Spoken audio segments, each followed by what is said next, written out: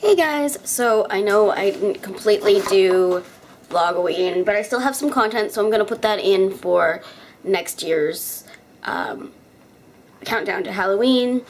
I wanted to wish you a blessed November 1st, and I wanted to start this series today because it's sort of about reinventing myself. And since it was the Witch's New Year yesterday, I'm kind of making this, it's not a resolution to myself, but just a shift in my own energy from certain people, certain toxic people. And I have quite a few videos planned for this, and then it will be it will be Yule, and you know, things will get going. So, the next couple of few videos will be a little bit more info-based, a little less doing, but then we're going to do some more doing, so it's all good, but today I wanted to say, like, this is, I'm kind of transforming myself. I've been doing it for October in the shadows, but I kind of wanted to bring it to the forefront,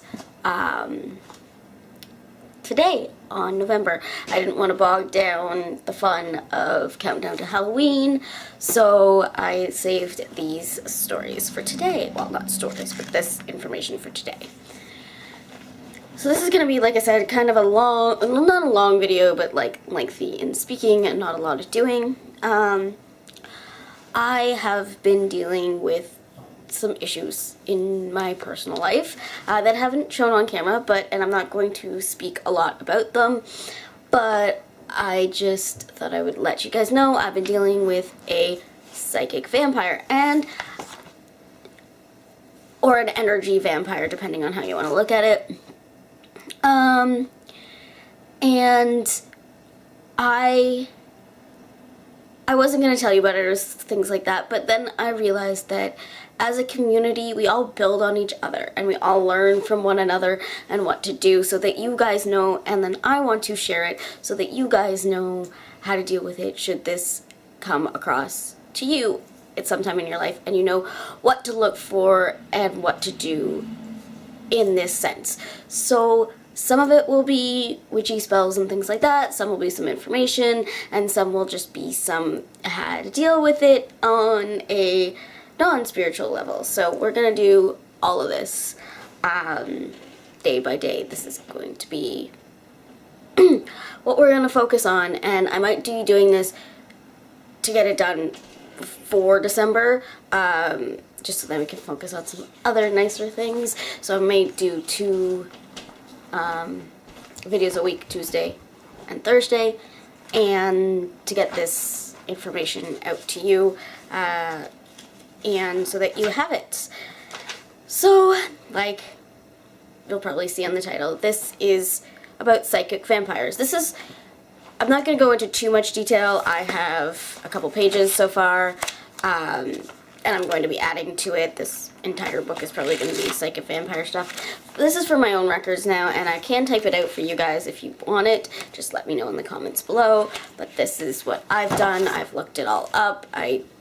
I've done a lot of research on this because this is what I've been feeling for the last 2 months, roughly. So, without further ado, let's get into some information. So, this is about psychic vampires and what they are. They are always on the hunt for energy, which they get through our attention. So, through the knowledge, and you know, even not just our attention to them, but also the energy given when we're thinking about them or thinking about stuff that they've done. It is a person who feeds off of your emotional or psychic energy. This is why I call them energy vampires, not just psychic vampires, because it could be any emotion that they feed off of. People who display energy vampire traits generally lack empathy, sensitivity, and emotional maturity. And I would like to stress emotional maturity because they could, you know, be 30 years old, and they could be, you know, pretend that they're so mature but are really not. They could be acting like they are 10 years old in their emotional maturity.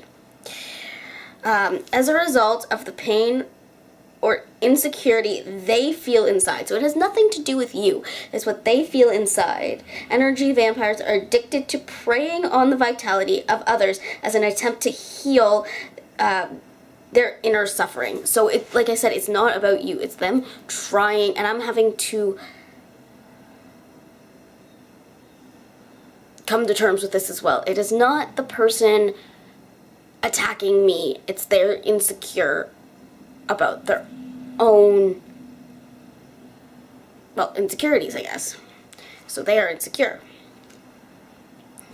An energy vampire can be anyone. It can be a sister, a brother, a friend.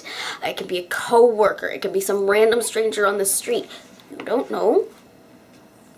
And if you're a highly empathetic person, as well as caring, it's also possible to actively attract energy vampires into your life.